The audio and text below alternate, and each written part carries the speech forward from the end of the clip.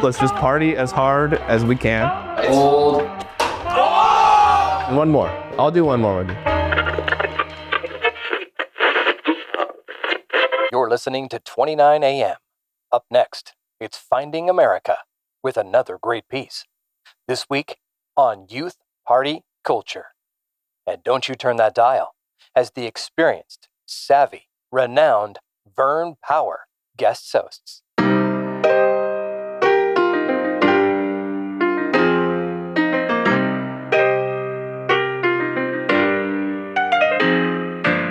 From more of Alex Productions, I'm DuPont award-winning journalist Vern Power, and this is Finding America,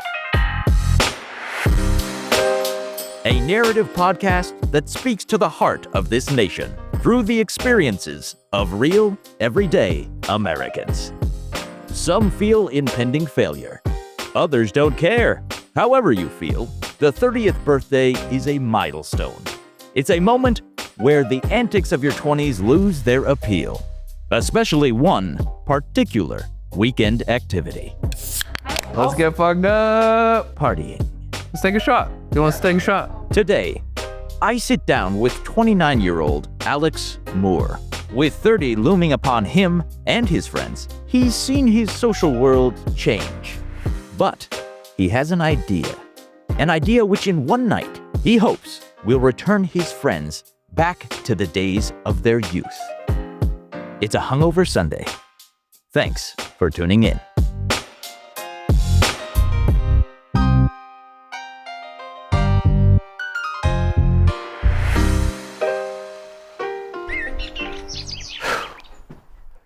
Look at this dump. How the mighty have fallen. I went from award-winning journalism in the foothills of Azerbaijan to this. Let's get this over with.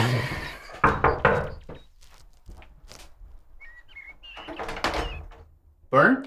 Alex, how are you? I'm doing great. Thank you so much for coming by. It's a lovely place you have here, Alex. Oh, thank you so much, Vern. I'm sorry about the mess. I'm a little hungover today, by the way, so I haven't had a chance to clean anything for you. I spoke with Alex the morning after his party. As I sat down, he disappeared into the kitchen. I was welcomed with the stench of stale beer. Red Solo cups and sticky shot glasses painted the tables around me.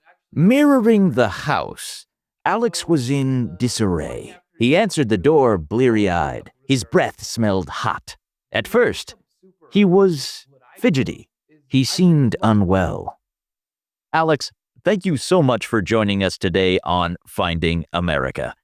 Let's get started. Why are we here today, and what happened last night?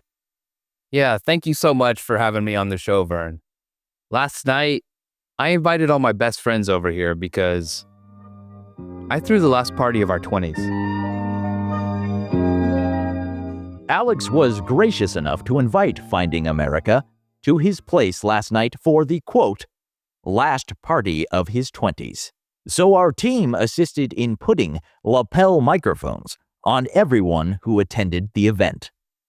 We really appreciate you giving us the opportunity to document you and your party. I hope everything worked out okay. Oh, yeah. I mean, we were fine.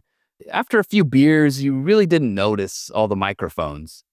It was a little strange that we were being recorded everywhere.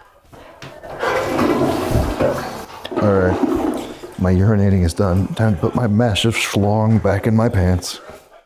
If I've learned anything in my career, it's that you never know where you're going to get some great audio. We'll hear more from the party a little later on.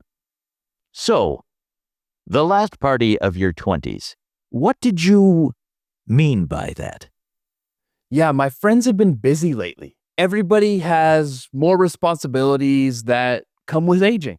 And because of it, it's been hard to get the group together. And honestly, our parties have suffered. But I came up with a way to fix this, Vern. And it was the party I threw last night. A party that I hoped would remind us of the good old days. But not just any party. A party of the decade. You see, my friend, he turns 30 next week. And he'll be the first person in our group to do so. That means we only have one more Saturday night to throw the best and last party of our 20s. So I sent out a text and let everyone know. Before we get into the party, I'm interested in what your expectations were for the party of the decade. What did you want this night to look like, Alex? Yeah, I know party of the decade sounds like an insane night or something, but that's not at all what I mean. I wanted this night to encompass all the drunken shenanigans of the last 10 years. I wanted us to return to normal. What do you mean by normal? We used to rage, Vern. We didn't drink anything fancy. We'd slam cheap beer. We didn't talk about work or marriage or kids. We'd yell at each other intensely about beer pong rules that didn't matter. We used to drop everything last minute at midnight to go out, even though we drank the last 3 days in a row. Even when we were tired and bored, we'd still sit around, intoxicated, having deep conversations, attempting to discover the universe. Even reincarnation to me is like, I mean, let's say we were reincarnated from like a Peruvian fisherman, whatever, who died when he was, Or a Peruvian fish. yeah, died at 62 of lung cancer because he smoked his whole life. And it's like, okay, let's say he's in me, but it's like he's not though. Oh, he's in you. But it's like, Okay, maybe not all of our conversations discovered the universe. Let's get back to the text you sent out. You invite everyone over for a party. Did they understand the significance? Yeah. Well, kinda. Honestly, when I rolled up to the house, I thought there was a small chance that he made up the whole thing. I was going to knock on some random door. It's kind of crazy. We've gotten to this point. We're all here. We're all drinking. Well, most of us. We still don't exactly know what we're doing. Either way, I knew when everyone showed up, I'd have to gather the group to explain the gravity of the situation. Let's just party as hard as we can. Let's have a really good time. There's 7 people in this room who turn 30 this year or next year. It's old. So I envision this night as us being nostalgic about our 20s, looking forward to our 30s, and just kind of figuring out what it means. I understand your premise here, but it's not like everyone turns 30 at the same time. This is the last party of one of your friends' 20s. Not all of you. What? Is that correct? No. Vern. We have a birthday this upcoming week. The next time that we're all together, and I don't even know when that's gonna be, we won't all be in our 20s. I wanted people to think and talk about that. I don't know. I feel like with 20s, it's like, more uncertain. As time goes on, it's like, I feel like I'm more of myself. Wow. Like I look at like past versions of me and I'm like, yeah, that's me, but I'm more of me now. Like, Wow. so I will feel like, I expect to like feel like more like that, more like myself when I'm like, Yeah. That's rad. yeah, I'm enjoying this part of my life a lot. I think it's my favorite part of my life. It's less about the age. It's more about the eras. It's about the people you interact with all the time. Part of me feels like I might be happier at 30 because I will have learned and grown more and I'll be able to handle my shit a little better and I'll know myself a little better through lived experience. Like, I don't want to go through the growing pains of that lived experience because I feel like I keep fucking things up and like having to learn through doing things wrong. And then I'm like, okay, I won't use TurboTax again. That was bad. These are my best friends. They're okay. They're all I got. I wanted people to have amazing, reflective conversations. Let's see. By that point, I imagine I'll be the next Elon Musk. Please no. Okay. The party has started. Was it like your parties of old, Alex? You know what, Vern? All the parties over the years, and there's been so many, have been a little bit different, right? Different dynamics, different themes, different venues. No night has ever been the same. But there was one thing that stayed constant. Beer pong. Tell the listeners more about beer pong. Gladly. 10 red Solo cups on each side of the table, aligned in a triangle, each filled with the perfect amount of beer, just about a third of the way full.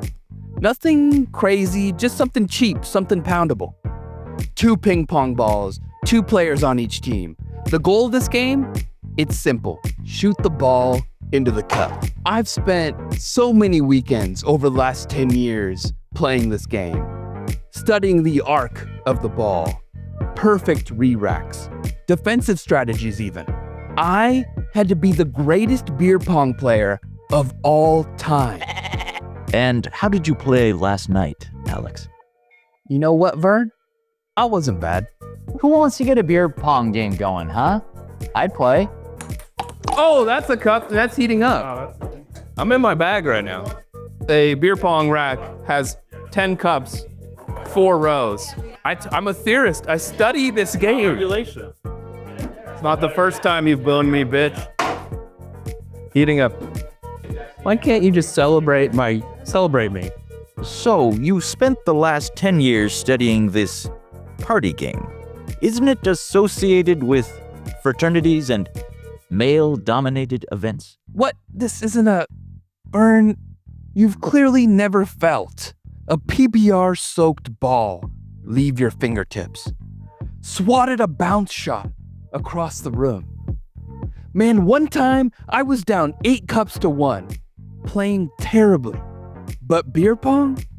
It's a comeback sport. I hit a couple shots in a row, bounced for fire. All of a sudden, we're right back in it. There's a crowd gathering around the table now. My teammate and I hit same cup, tie game. My next shot, I miss, but I hustle, diving to the ground as the live ball rolls off the table. I catch it just barely in my fingertips. The whole party is watching us now, Vern. As I walk back to my side of the table, everybody knows what's going to happen next. Behind the back. I wind up and hit a behind the back shot for game.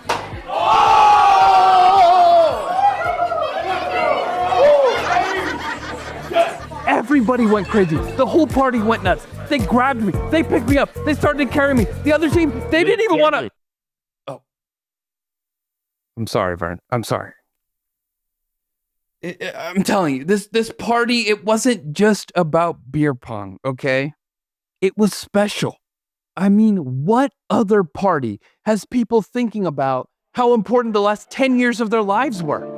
I feel like there's certainly things in my 20s that I've wanted to accomplish that I didn't. Just a bunch of things where like, you didn't have these responsibilities, got to enjoy this individual freedom that I had never experienced before and really grow as a person. That not something I don't think I could do now because I'm just a different person now than I was when I was 21. But a lot of the major beats that I really wanted to hit, you know, the really important stuff, relationship stuff that I really wanted to do.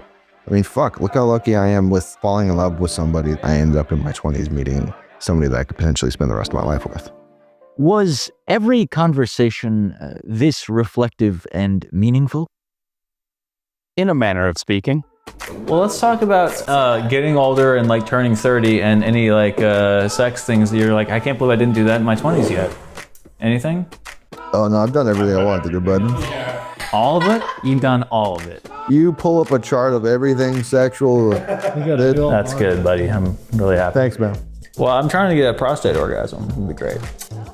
That's interesting. Yeah. This thing has just gotten on like the cultural like wavelength really recently. You know, like growing up, I feel like our parents probably haven't been have their prostate stimulated. No. Because to them it's just like old school belief that you know, like if you want something up your butt, then you're homosexual. Yeah. And it's just, and now it's like we're really like getting to this point where it's like, no, like sex positive. If a woman is sticking something up your butt, that doesn't get any more heterosexual than that. Yeah. Was sexual reflection something that you expected?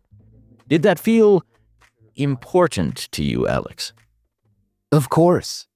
Anyone reflecting on their 20s knows how important that time is to explore, to experiment.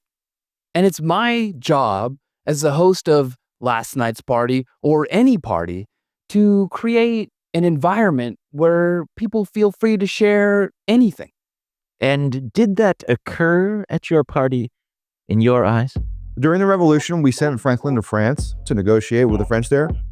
Dude, Franklin was fucking insane, dude. There's stories of like a dozen people in a room, men, women, and he's just going fucking crazy. Just he's like 65 years old and he's just like banging. God. Yeah, Franklin was a fucking pervert. I wonder if so like a husband and wife in the 1700s or earlier or whenever, like were they doing the same? But it depends. It probably depends. But you're in a private home, and if you're like an aristocratic family, and you're just like, ma'am, I want you to sit on my face tonight, and like, did they even do that? Yeah. It's not that crazy, but would you even thought of that? Porn is seeding a lot of this in our heads, because I don't know, I'm like, would I have wanted to come on someone's face if it weren't for seeing it a bunch of times? But we know, that's the thing, there are ancient, like when they discovered Pompeii or whatever that was buried, there was graffiti of oral fucking like fellatio in Pompeii from 2,000 plus years ago. Like, thousands of years. Tell me my ex couldn't do it a few times. Heyo. I see. I bet a couple of drinks helps with that. Were people enjoying alcoholic beverages at this point? Mr. Power, now I know you're new to this group of people, but this is a party hosted by me. Of course people were drinking. Did you just have your first drink and you're already drunk? Yeah, but also I don't think I had lunch or dinner, in fairness. That is fair, yeah. I'm worried if I go much deeper. I'm drunk. I know you wanted this party to equate to a return to normalcy for you and your friends. How did it feel similar or different from your early 20s? Yeah, that's a great question, Vern. Actually, I did feel a huge difference. At one point of the night, I walked into the kitchen and everyone was taking a water break. It's time for some water. Good water break, everyone. Oh, yeah. Good water. That's right, H2O, buddy. Oh, God, it's better than beer, dude, honestly. Don't even ask me about the whole Tums situation. Do any of you guys want a preemptive Tums? I'm gonna go get Tums. You all want? Everyone brought Tums. Do you think this is a better representation of what your 30s may look like? No way, Vern. We're only 29 years old. We should still be raging. We should be popping Molly, not popping Tums. Is that realistic? Or is that something that you want people to think? Vern, let me make one thing clear here. We are still capable of raging. And we do not care about what people think. We're not like these young kids always on their phones searching for validation. We don't care about what people think about us. How much do you care about what people think about you? I care way too much. I care a lot. I want people to think that I'm great, and I want people to think that I'm fun and funny, and like that I'm like a nice person. Like I want people to think that about me. And it's like this obsessive thing of like I want people to like me. And it's really hard to like kind of reconcile that. Yeah. I think that's part of the reason I deleted social media was because I cared about it, and I was frankly ashamed of aspects of my life where I felt like I was comparing myself to others. Like I don't want them to know where I'm at because I feel like for myself I'm not satisfied with where I'm at. I go through this cycle all the time where I delete the Instagram app, then I re-download it, and then I'm addicted to it, and then I delete it, and then I re-download it. Even like the first time I posted on my story, it was like I was obsessed with looking at how many people saw it. Oh, for sure. And like I was like, oh wow, like 150 people have seen my story. And it was like it felt like a big thing. And like I hate that. I hate that I was like obsessed with that. Like I don't like that I don't post on Instagram and yet I still check Instagram every day to every other day. But it's not about our phones. It's about real life. It's about these parties. That's why I threw this one. That's why I've thrown all of them. And now we're taking water breaks? We're worried about how many people will view our Instagram stories. We don't even stay up late anymore. It's fading. It's fucking fading, Vern. What am I supposed to do now? We hype up the 20s a little bit. We hype up the 20s like, oh yeah, that's where we're supposed to be like free and all this stuff. You know, yeah, everyone's saying it's a shit show, but it's like, and like, I think maybe it's kind of a shit show because I think people put a lot of pressure on it. It's almost like when you're out of your 20s, it's almost like your first death or something. You know, kind of, where it's like, you know, it's like, well, this is your only chance to be 20. Don't fuck it up. I saw my face in a mirror with the wrong lighting and I was like, I can see every fine line and I know exactly how I'm going to age right now. And I was having lots of thoughts about like, oh my gosh, my flesh is going to rot while I'm wearing it. Ah ha ha. And it's not, I don't know. This may be too dark of a way to think about it, but anyways, any thoughts? I've definitely not gotten done all the things that I thought I would be done with by 30. I mean, I wish I had more things together. Like, I wish I had my career already set up, and I wish I had more money saved and more adult things, I guess, is how you would put it. But I thought by now would probably be married, definitely had my career set, ideally have a house or be saving for a house, ideally have kids or be talking about having kids, and I don't have any of those things. Alex, you and your friends are changing. The serious conversations are different now than they once were. If being young means dreaming about everything we can be, then as you get older, does it not become about everything you could have been? I feel like I've had more anger and cynicism in my mindset, because it's like I'm working at UPS, you know? I had fucking plans. This was not the plan. You know, when you were young, it's like the world's still wide open. Anything can happen.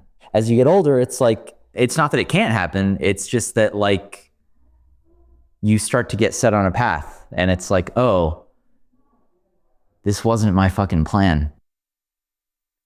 We can still dream. We have so much time. And it happens here. Getting drunk and partying together, it feels like home. It's our safe place where our dreams can take their first steps without any judgment. I know life means getting real jobs and having serious relationships, but why does this have to go away? It's our escape. Is it everyone's escape? Or just your escape?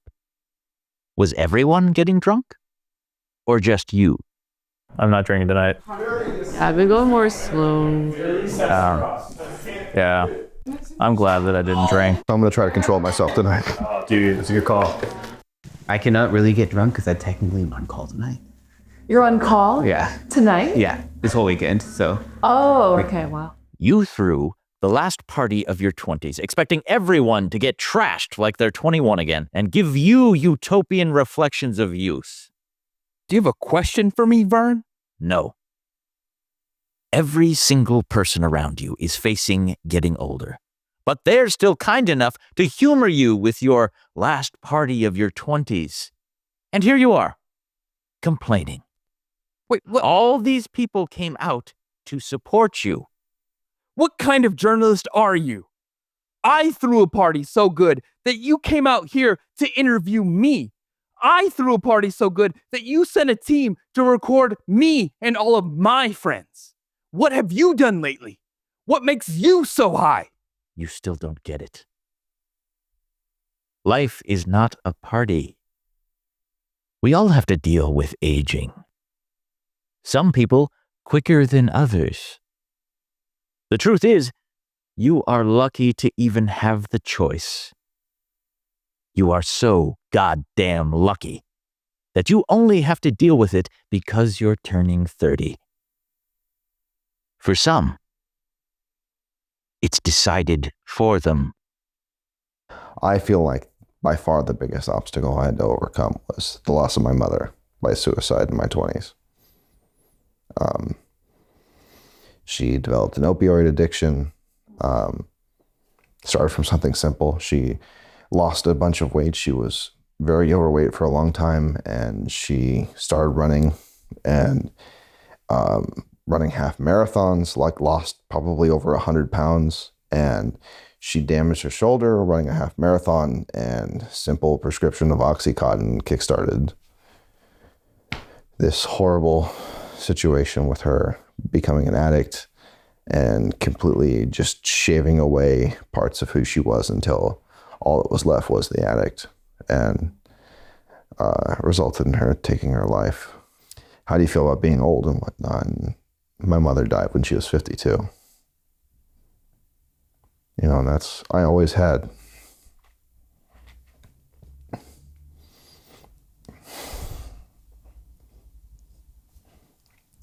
This image of me with kids and her there.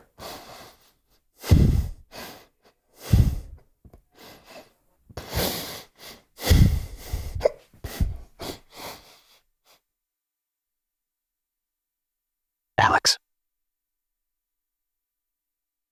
think about how lucky you truly are.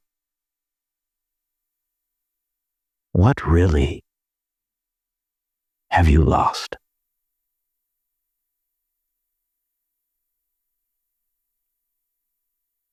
I don't know why, but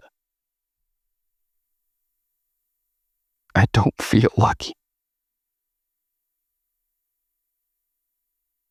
I'm losing my friends. I'm losing my home. My escape. I don't know who I am without them. Should we take a shot? Let's take a shot. We go hard now. Is everybody drunk enough? Do you want to take a shot? And one more. I'll do one more with you. Vern, do you ever think it'll go back to the way it was? Vern? Vern?